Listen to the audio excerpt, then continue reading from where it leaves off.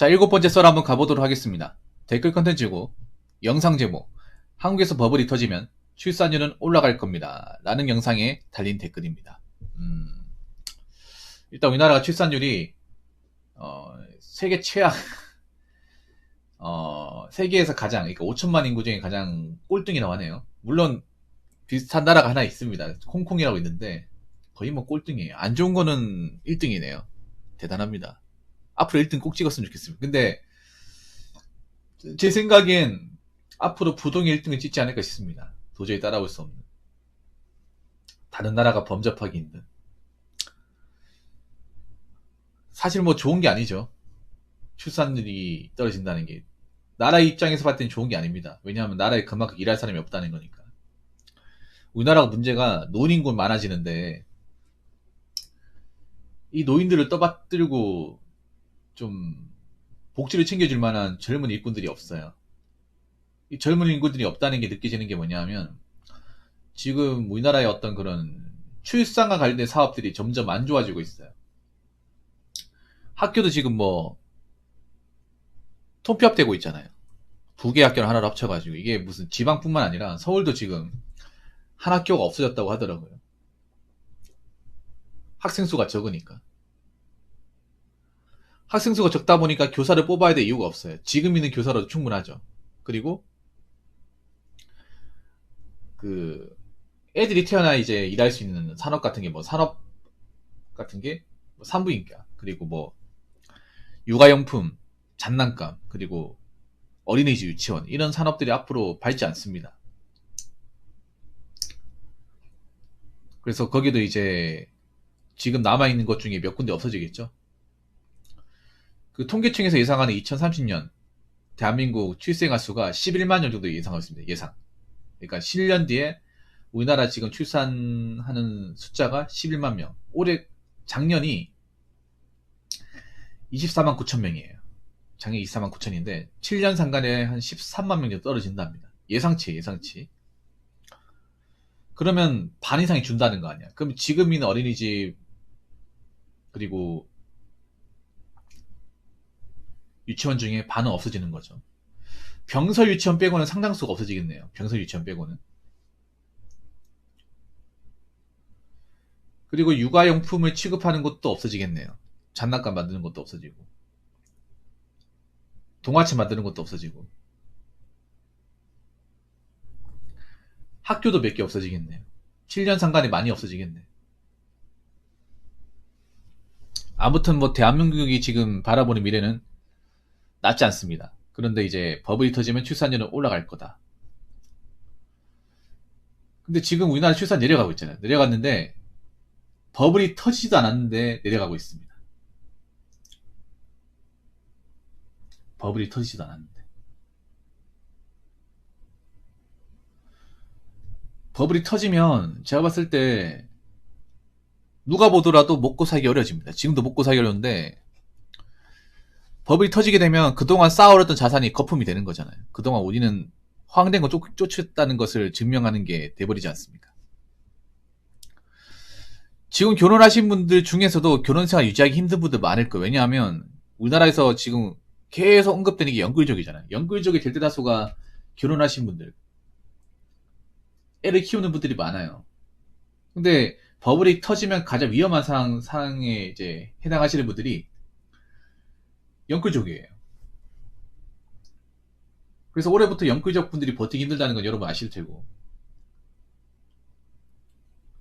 주담대를 허용해준 은행에서도 가만히 있지 않을 거라는 건 아실 테고, 그래서 수많은 아파트 이제 연끌한 아파트들이 경매 시장이 많이 쏟아진다는 거예요. 미분양도 많이 있고.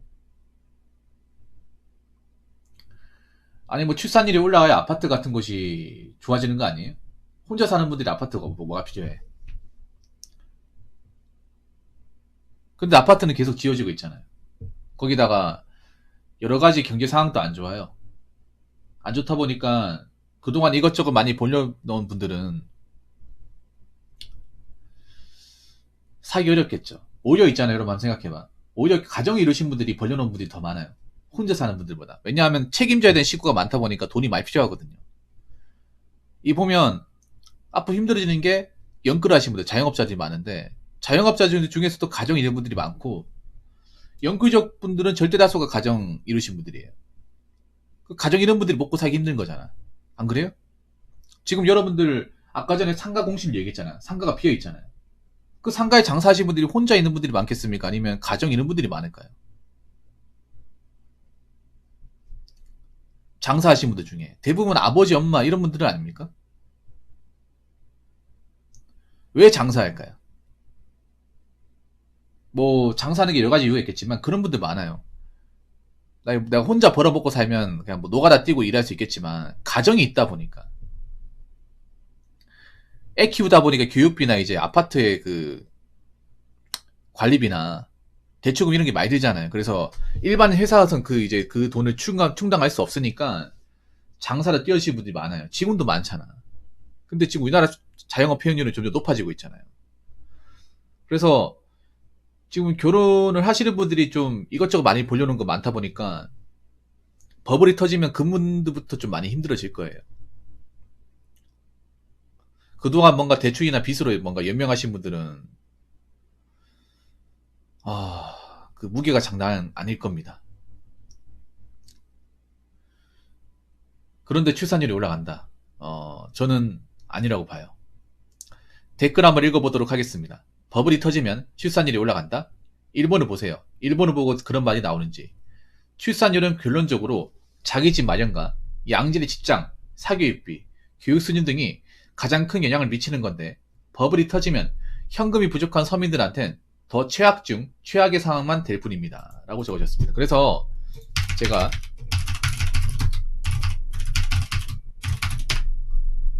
그 일본의 출산율에 대한 그래프를 좀 확인해 볼게요. 어떻게 되는지. 자, 일본이 버블이 터지기 시작한 때가 1991년이에요. 이때 출산율이 1.5가 넘었습니다. 이때를 기점으로 보면 돼.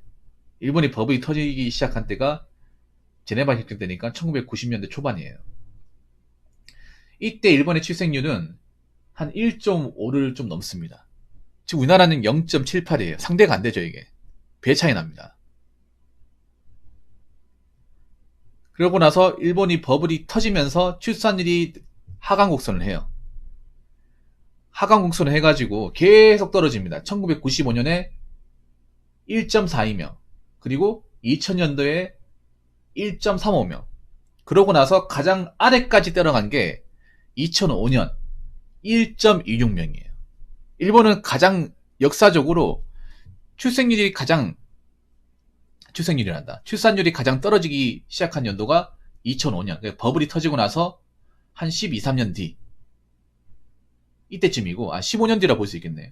15년 뒤라 볼 수 있고, 이때 출산율이 가장 많이 떨어진 건데, 1.26명이에요. 일본이 한 15년 동안 계속 떨어졌어요.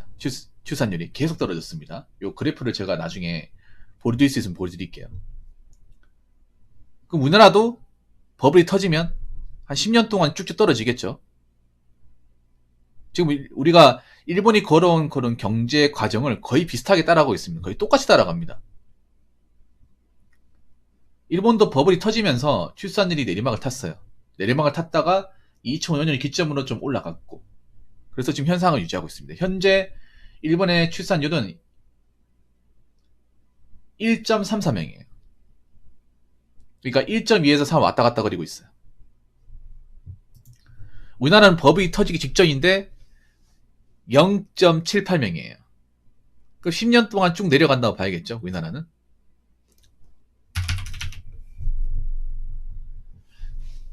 그런 걸 보고도 출산율이 올라간다고 얘기할 수 있겠습니까?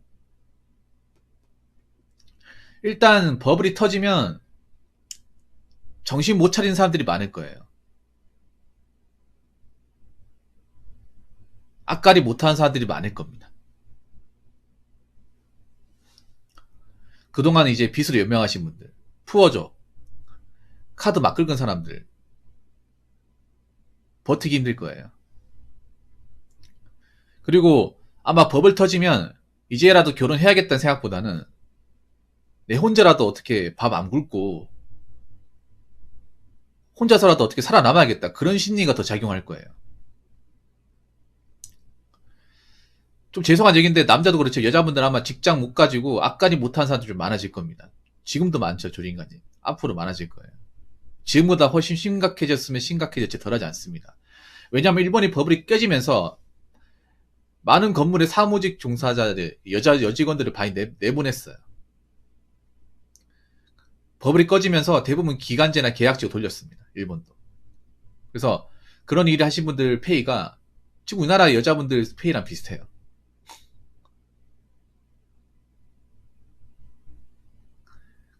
일본은 버블 꺼지면서 여자분들 소득이 안 높아졌어. 한 150만원에서 200만원 상간 버는데 그 소득이 계속 유지가 됐어요.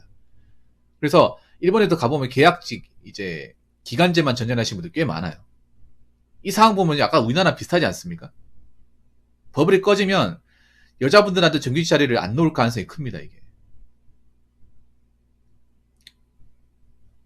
버블이 꺼지고 나서 여자분들 사무직 자리를 일본이 이제 정규직을 안 썼어요. 그러다 보니 여자분들이 계속 계약직만 전전하는 거야. 그러고 나서 남자도 살기 힘들어지니까 결혼 못하는 거. 그분들이 이제 알아보세요가 된 거예요. 제가 봤을 때 그래요. 지금도 보면 계약직이 많아요. 한 번씩 보면 사무직 자리 계약직이 많은데 버블이 깨지면 정규직 자리는 찾기 힘들고 대부분 기간제나 계약직들이 그 자리에 대신할 겁니다. 여자분들도 이제 제도된 직장 못 가지는 거예요. 그 직장 가져가지고 뭐 결혼 생각 할 수 있겠습니까? 못 하는 거예요. 남자도 아마 생산직이 어떻게 될지 모르겠어요. 생산직도 아마 계약직 많이 뽑을 거예요. 안정적 일자리 구하기 힘들 겁니다. 그래서 제 생각인데 공무원으로 엄청 많이 몰릴 거예요. 지금도 공무원 경쟁이 높잖아요. 공무원 세 자릿수 그냥 넘을 수 있을 것 같습니다. 지금도 국가직은 세 자릿수 넘거든요. 구급 시험은. 일반 행정은 작년에 거의 세 자릿수였고 올해는 세 자릿수 넘을 거라 생각합니다. 그래서 뭔가 준비가 되어 있지 않은 사람, 뭔가 기반을 닦아놓지 않은 분들은 버블이 깨져버리면 그때부터는 희망조차도 좀 가지기 힘들 겁니다. 아니 생각해봐. 결혼하려면 기본적인 자격이 있어야 될 거 아니에요. 조건을 만들어놔야 될 거 아닙니까? 직업이 탄탄하거나 모아놓은 돈이 많거나 조건을 맞춰놔야 되잖아요. 여자라고 해서 그 조건이 없어도 된다는 게 아니잖아요. 있어야 되잖아요. 아니 남자도 돈 벌어먹기 힘들고 돈 벌기 힘들고 모으기 힘든데 이 상황에서 법을 깨져버리면 내 몸 건사하는 것도 힘든데 내가 어떻게 내 처자식을 부양하겠다는 생각을 가질 수 있겠습니까? 그렇다고 사회에서 이렇게 마땅히 도와줄 수 있는 것도 아닌데 여자분들 같은 경우에는 그런 거예요. 사무직 자리만 지금 들어가고 있잖아요. 법을 깨져버리는 일본 상황을 봤을 때는 죄다 기간제나 이제 계약직으로 바꿔버리는 거예요. 보수는 안 올라가고 보수는 10년 지나든 15년 지나든 딱 그 정도 수준에서 멈춰버리고 거기다가 우리나라는 또 대항마가 있습니다. 일본하고 다른 게 뭐냐 하면 바로 4차 산업이에요. 일본은 적어도 경제는 붕괴되었을지언정 어떤 새로운 산업들이 일자리에 들어오진 않았습니다. 근데 우리나라는 이 과학이 스멀스멀 단순 노동으로 들어오고 있어요. 그래서 법을 깨지는 것과 동시에 이런 로봇과 프로그램이 사람의 일자리를 대신한다는 거예요. 그러면 뭔가 경력도 없고 뭔가 좀 차별화되어 있지 않고 이것저것 가리지 않는 분들은 결혼이고 뭐고 당장 살아가는 것조차도 힘들 수 있다는 겁니다. 그래서 여러 가지 놓고 봤을 때는 우리나라는 출산율 내려갈 겁니다. 0.5도 깨질 거라 생각을 해요. 제 생각에. 전국 단위 0.5. 서울은 0.2까지도 갈 수 있지 않을까 생각합니다. 이 서울이 계약직 일자리의 천국이 될 거예요. 계약직과 그 기간제 일자리가 미어 터질 겁니다. 일본 도쿄가 그랬으니까. 그래서 지금 버블이 터지기 전에 괜찮은 데 들어가든가 아니면 내가 최대한 돈이라도 모아놓든가 나름의 대비책을 좀 펼쳐야 돼요. 아무런 대비가 되어 있지 않은 사람 버블이 터져버리면 못 일어납니다. 남자 여자도 못 일어나요. 그렇게 일어날 만한 멘탈이 없어요. 지금도 멘탈이 약한데 위기상은 제대로 맞잖아. 그럼 제대로 딛고 일어날 수 있는 사람이 얼마나 될까요? 내가 어떤 법이나 쓰나미를 내 두 다리로 버티는 자신이 없으면 지금부터 뭔가 자신만의 무기를 만들어야 돼요. 정말 좋은 직장에 들어가서 오랫동안 다니던가 아니면 돈을 최대한 많이 긁어 모으던가 빚이라도 갚건가 나름의 대비책이 있어야 됩니다. 아시겠죠? 자기상으로 7번째 썰 마치도록 하겠습니다.